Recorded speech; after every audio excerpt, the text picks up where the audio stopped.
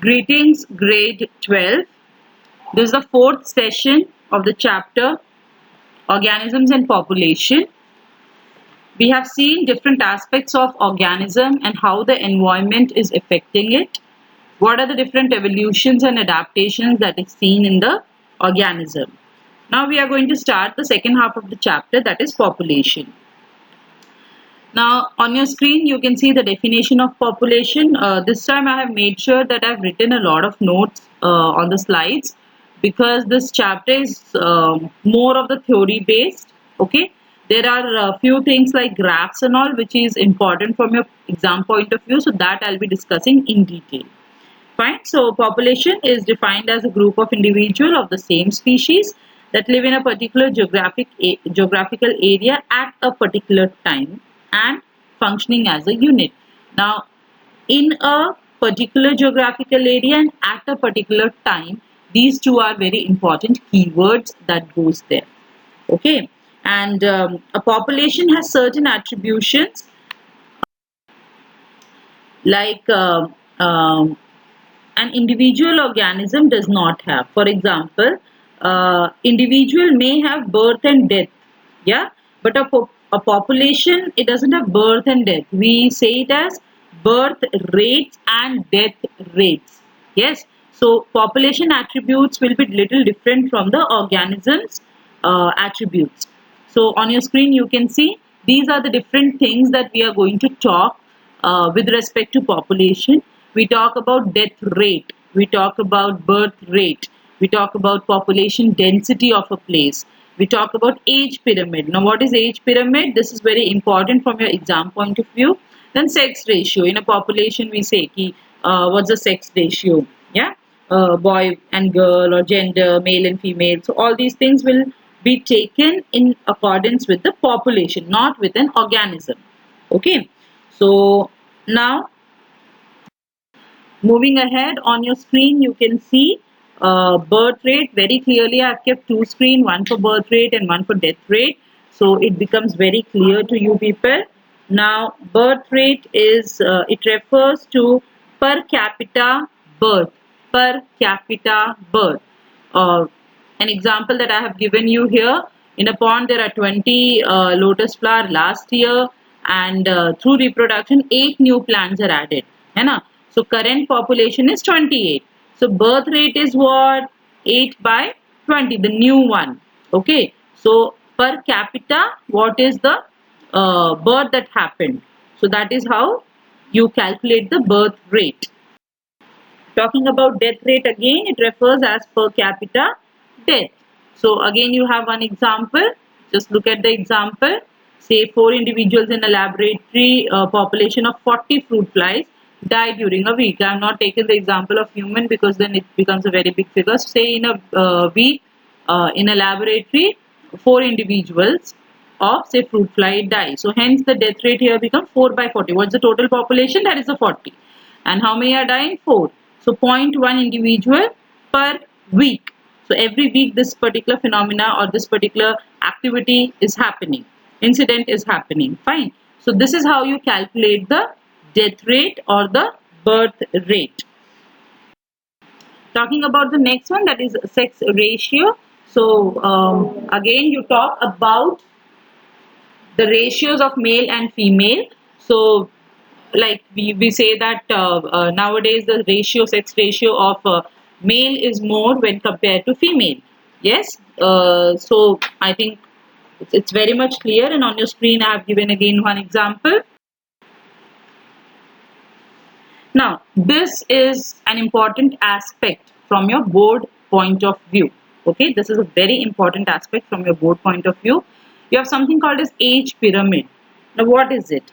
A population at a given time is composed of different individuals of different ages. Now if you see the India ka population, so in this you have say young people, or you have children, and then you have young persons, you have older people. Like you must have heard in news, say Japan and all, may you have more of the older people. Yes, so there the age pyramid is inclined towards the older people. More of older people is there when you compare to the younger people. Fine. So this is what is the age pyramid. So if the age distribution is plotted for a population, the resulting structure is what is called as age pyramid. So what did I do?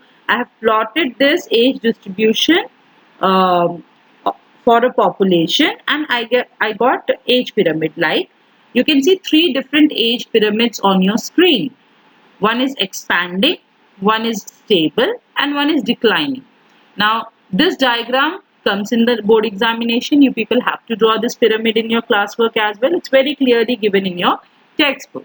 Now, if you say expanding in the sense the pre-reproductive, that is the children, okay, the country or that population is having more amount of children, and then the reproductive age, and then the post reproductive age, how it have to be, okay. But say due to the medical facilities, or there is a stability now in say number of individual who are taking birth is same as what is there in the reproductive age, so then we call it as stable. So new individuals or say children are at the same ratio what is there for the younger people, so then you call it as a stable. But when you have birth rate becoming lesser, okay, when you don't have the children or the younger population more, so then it is declining. You can see the yellow bar of the pre-reproductive is smaller, and then you have reproductive which is bigger, and again you have post-reproductive smaller, so this is declining. So this particular pyramid we call it as declining. So I hope this is very clear: expanding pyramid, stable pyramid, and declining pyramid. Okay, and why these pyramids? Because they show the age distribution of a particular population. Okay, so age pyramid is very important. The shape of pyramids, they reflect the shape of growth status of a population. This is the importance of that. Now, the next thing comes is population size or population density. This is always measured in N, capital N. So in this chapter you will have a equation also. So welcome to maths. In this chapter you will have an equation what you have to remember. Yeah, it's called as exponential growth, that I will take in next session. So you have two graphs, and basing on that you get two equations. Um, um, it's not it's not easy to stay away from maths for a very longer period of time. So in this bio chapter they have united that as well. So talking about population density, it is measured in capital N, and you can see on your screen the number of individuals of a species per unit area or volume. Okay, that we call it as population density. How many individuals are there in a particular area? Like Siberian cranes, they will move, they will migrate. So at that point where they are migrating, so at that point of time, the population density of that particular area will be more. Yeah. So you can see here population density of Siberian cranes in Bharatpur wetland in any year is less than 10. It is millions for Chlamydomonas in a pond. Yeah. So this is one of the example for you. Again, population size is also measured in percentage cover or biomass. The biomass word I have used before also. This is the dry weight of an organism. Dry weight of an organism. Yeah. For example, in an area, 200 Parthenium plants and a single huge banyan tree is seen. In such cases, measuring percentage cover or biomass is more meaningful to show the importance of the banyan tree. Okay, so see, all these are the various aspects of talking about population. That's it. There's altogether you're talking about various aspects of how to talk about population, or how to count population, or how to denote population of a particular area. Okay. Now here again we are continuing here. The total number of difficult measures for a huge population. Now population density we have seen. Okay. Here we are saying ki relative population density we have to use. Now relative population density is something say, like here on your screen you have an example of the fishes that is being caught in a particular lake.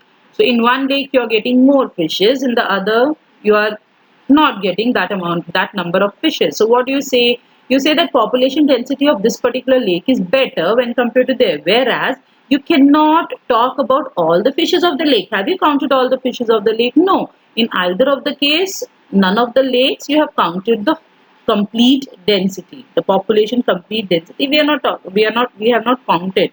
But depending on how much you are getting, yeah, so that is what is relative population density.